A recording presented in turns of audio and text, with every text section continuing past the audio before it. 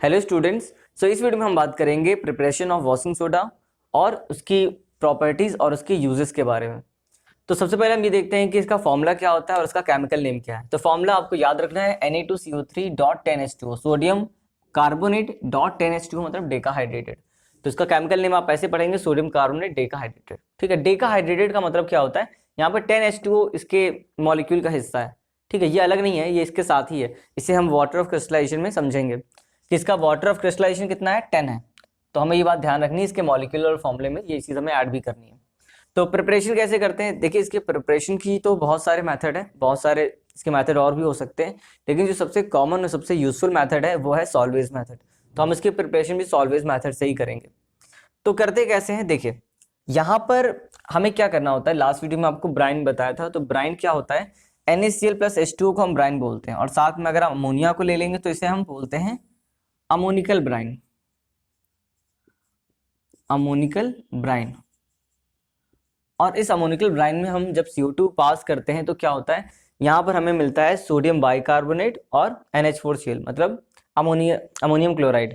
तो यहाँ पर जो NaHCO3 है इसको हम सोडियम बाइकार्बोनेट बोल सकते हैं, सोडियम बाइकार्बोनेट। ठीक है, और ये सोडियम बाइकार्बोनेट स्लाइटली सॉल्युबल होता है। जो सॉल्यूशन आपको मिलेगा उसमें सोडियम बाइकार्बोनेट आपको स्लाइटली सॉल्युबल मिलेगा, जबकि ये पूरी तरीके से एक्वस मिलेगा।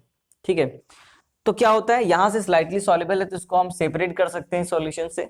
तो सेपरेट कर लिया, उसको सॉलिड फॉर्म में कन्वर्ट कर लिया। अब जो सोडियम बाइकार्बोनेट है इसको आप हीट करोगे तो ये क्या होगा, थर्मली डिकम्पोज हो जाएगा और यहाँ पर बन जाएगा हमें Na2CO3 मतलब सोडियम कार्बोनेट, साथ में CO2 और वाटर यहाँ से एस्केप कर जाएगा। ठीक है, यहाँ से निकल जाएगा। तो यहाँ से जो Na2CO3 मिला है इसे हम सोडा ऐश बोलते हैं। ठीक है, ये इसके फॉर्मूले में और इसके फॉर्मूले में बहुत फर्क है। यहाँ पर अभी इसका क्रिस्टलाइजेशन, यहाँ पर भी क्रिस्टलाइजेशन नहीं हुआ है, जबकि ये क्रिस्टलाइजेशन हो चुका है। तो हमें इसको क्रिस्टलाइज करना पड़ेगा। तो हमने क्या किया, इसको वाटर में डिसॉल्व किया, और वाटर में डिसॉल्व होने के बाद इसका क्रिस्टलाइजेशन हो गया, और अब आपको जो क्रिस्टल्स मिले हैं वो है आपका वॉशिंग सोडा। तो इस तरीके से हम वॉशिंग सोडा प्रिपेयर कर सकते हैं। अब हम देखते हैं प्रॉपर्टीज एंड यूजेस। तो प्रॉपर्टीज ऑफ वॉशिंग सोडा की अगर हम बात करें तो देखिए यहाँ पे it is a white crystalline solid, it is readily dissolve in water.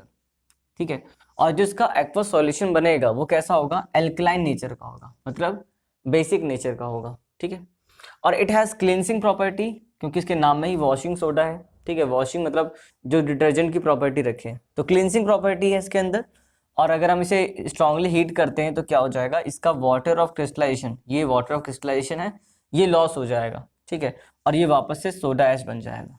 तो ये तो इसकी बात रही प्रॉपर्टीज़ की। अब हम बात करते हैं ये कहाँ कहाँ यूज़ होते हैं। तो पहला देखिए, for the manufacture of glass. ठीक है, ग्लास इंडस्ट्री में इसका यूज़ होता है।